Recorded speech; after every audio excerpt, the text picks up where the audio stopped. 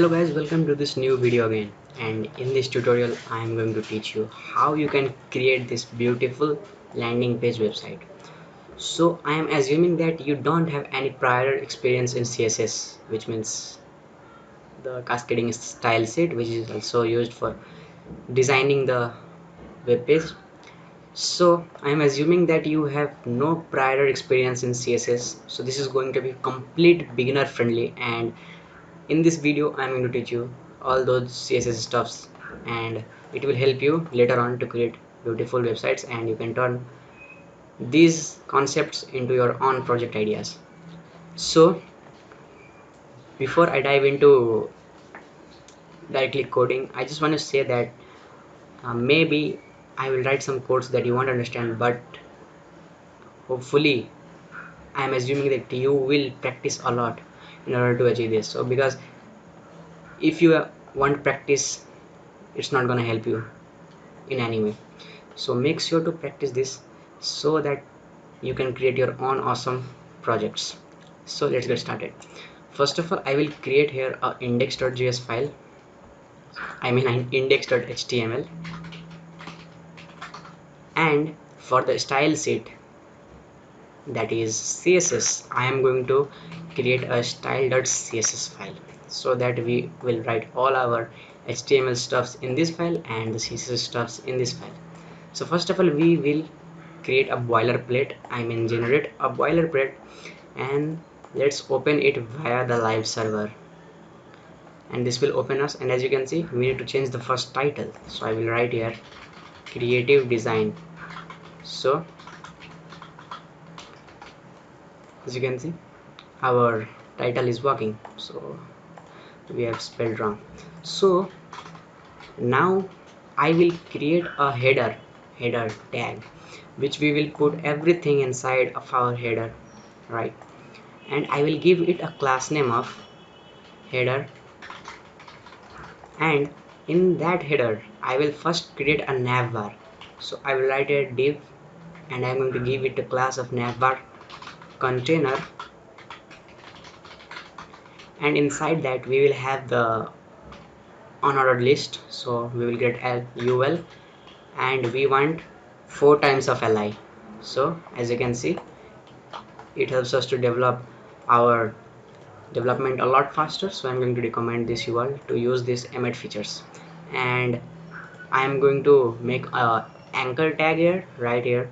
So I have done via the pressing the holding the alt and clicking wherever you want the multiple cursors, and I'm going to generate here a tag, I mean anchor tag, and we are going to give it for now hashtag, which means nothing. And we will have home, about, services, and contact. So let's see how it is. So as you can see, it is very ugly now but we will style this later. So first of all, we all have generated the structure. Later on we will do the styling. And now we have our navbar. We need now a text container, so this text which we will wrap all those stuffs. So I will write a div.text container, and inside that we will have welcome to creative design studio, and just below that we will have let's just copy and paste this because I'm too lazy. Just copy and paste that right here, and now we need to make an anchor tag, and we will just say get started. Okay, so let's see how it is now. I know it is ugly, but we will style this. So as you can see, I have used a very pretty font called Montserrat, so you just need to embed it into your project. So let's see how we can embed. So you have to go to the Google Fonts, and you can choose whatever the font you like. Okay, you can choose whatever the font you like, but don't use fonts more than 2 or 3 because you have to consider the font combinations. Okay, so as you can see, we need to embed this font that's called Montserrat. So we will just click that right there, and we want to select this regular thickness. So we will select this style, go to the embed. After going to the embed, you will have multiple options to embed into the directly into the HTML, or just you can import in the style sheet. So you can choose any of that, but I will choose the CSS one. So we will just copy this and go to our CSS, and we will just paste that. We will just paste that, and now we will just copy this and we will comment this so that we can use it on the later on. And if you don't know what is a comment is simply a line of code that you want to ignore, or compiler or interpreter doesn't, just directly ignore it, so it won't affect our code. So as you can see, we have embedded, but the index.html is not aware about the style.css. So how can we make the index.html to be aware of the style set? So basically it means how can we connect these both files. So in order to connect these both files, we need to use the link tag, and always use in the head tag, because we need to load the styles before the body loads. Okay, and we need to provide here our the style file path. So it's just in the current directory, so you can use this as well, or you can just remove this. So I will use a style.css. now our index.html is aware of a style.css, which means whatever the code we will write here, it is going to affect index.html. So now the real code begins. So as you can see, if I refresh, nothing font changes. As you can see, you can observe, but how can we change the font? So as you can see, we have some paddings around here and margins, so we want to remove it just directly, right? So how can we remove it? So first of all, we have to go to the body tag, and body by default uses the margin and padding, some extra by default. Okay, as you can see, it uses by default some margins and padding, so we have to make them 0. So we will use margin 0 and padding 0. And if you are confused about what is margin and what is padding, the difference about them, then margin is the outer. It means margin is going to push you from the outer surface, and padding is going to push you from the inner part. Okay, so you just have to study about little bit about box sizing. So if I go to the here and go to the inspect element, you can see we have some box model. So if I give here the margin of let's say 100, you just watch, observe. Okay, if I give here 100, as you can see, it pushes up from the upper surface. Okay, and if I give the padding of 100, it is going to take from the inner surface, which means it is going to, as you can see, we have actually 4 layers, that is padding, then after border, and margin. Means margin is applied after that border, and padding is applied after the before the border. So padding is going to actually increase your size, and margin is going to simply make you the margin. Now we want to use this font family in all our elements, so we'll just write that, copy and paste, and as you can see, you can observe that our font has been changed, as you can see. And if I go to the font, what font, it is extension, it helps to detect you the font, and as you can see, it is telling Montserrat. So we have completed our first step. Now we need to first integrate our background image, right?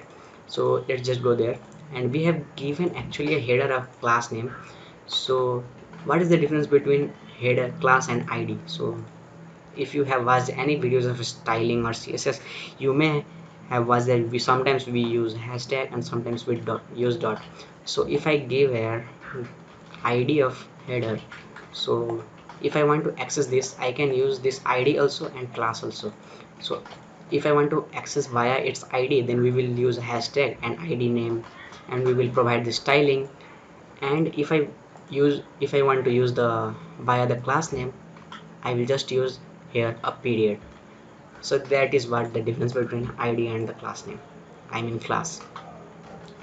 So now what we want to do is we want to take the header 100% width, which means whatever the width it is, it's gonna take the entire width of the screen. Now we want also take it height to be of 100 vertical height or 100%. So we are saying just here, just take whatever the entire height of the screen width is. Okay, so it's not going to affect much. So now we want to integrate a background image. So let's say where it was. I have actually integrated it right here, and let me just copy and paste this. uh, yes, here it is. We will just copy that and we will just comment it out here so that we will be able to use later on. And now we want to use that background image. So first of all, what we'll say, we want to use background, and we are going to provide the URL. So that is completely literally this. We'll just provide that, and let's just refresh it. As you can see, there is not, it is not looking so nice, so we have to do some stuff there. So we will use here background uh, position, and we will use center, and we will use background size to be covered, which means that positioning will help to center our image, which means it will look center as it looks in normal internet. And background size, which means that whatever the uh, width is around that, it's going to fit accordingly. And as you can see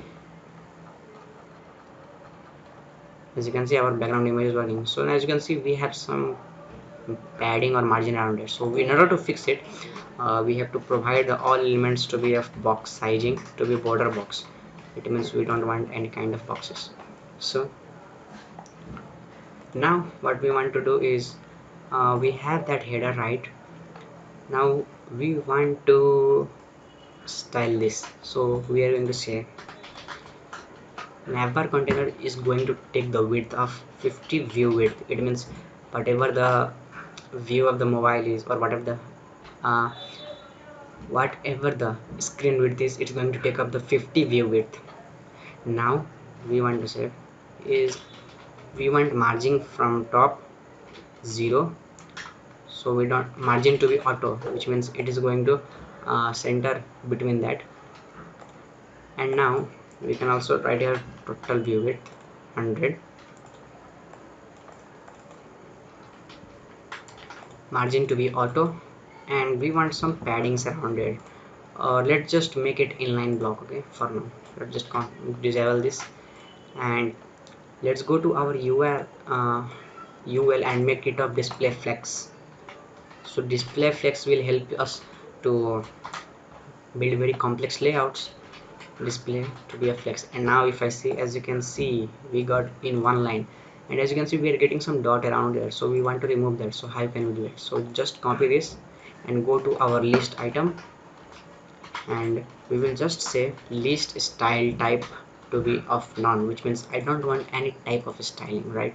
As you can see, it is completely removed. Now we have that. Let's just uncomment it, and width is going to be 50 view height, and we will just justify content to be space around, which means the elements should be uh,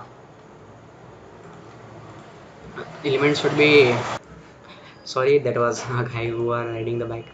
So the elements should be a little bit away from that. And now as you can see, we have there something underlined and a blue color, which looks very ugly in anchor tag. So we just want to remove from all of this. So we will just use the anchor tag here. So we are going to say that text decoration to be of none, and as you can see, it will remove this. And we are going to say that uh, so it removed. And now we want to go to this area, I mean we want to go to this selector, and we want to grab that anchor tag, which means it is going to grab this all anchor tag that is present here, and we need to give it some padding. So 16 pixel and 30 pixels, which gives some spacings around that. And we are going to provide that background color to be of white, as you can see, and we want the color, text color, to be of black, not blue. So as you can see, it fixed. Now what we want to do is, we want to make it position of absolute.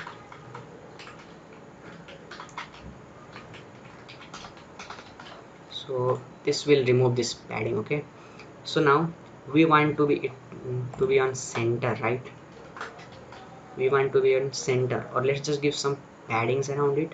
So we are going to use the LUL, and we are going to give some padding, that is 50 pixel from top and left and right 0, and bottom 2 also 0.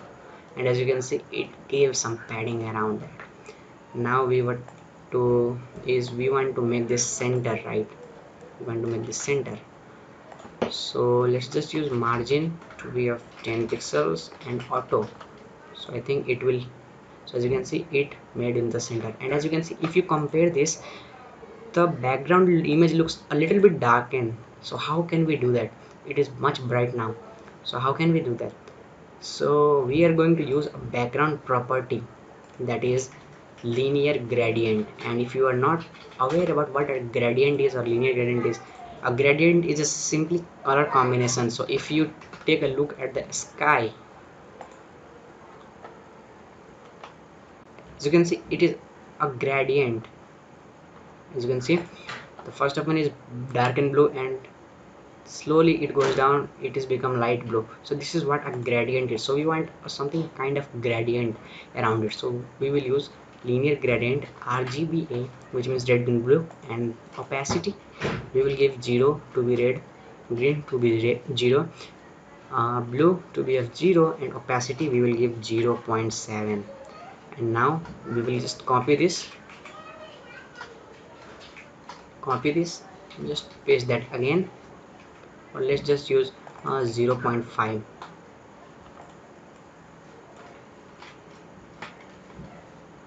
Yes, that's right. And we are going to comma, which means that first of all it's going to apply the linear gradient, and then it is going to apply our wallpaper. So as you can see, now it became darkened, so it is looking a lot nice now. So now we want to we want the text container to be on center.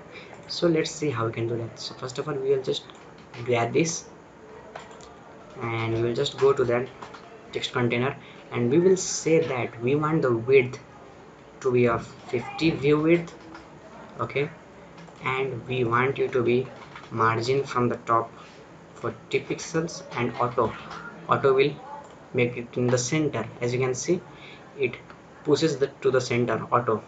Now what we want is, we want everything to be text aligned to be of center, which means it is going to push whatever the content is, everything to be in center. So now as you can see, everything is in the center. Now we want to grab this h1 and we want to style that. So we will use dot text container, we want to grab that h1, and we are going to use the color of white, and we are going to use the font size. Font size you can define anything, like 30 pixels, so it's not that great, so let's just apply 50 pixels, so it looks perfect now. Or we can do actually a lot small now, so I think it's better now. Now we want to style this paragraph. So how can we do that? So we have to just go to the text container, and we want to grab that paragraph, and we just say that I want the color to be of white, and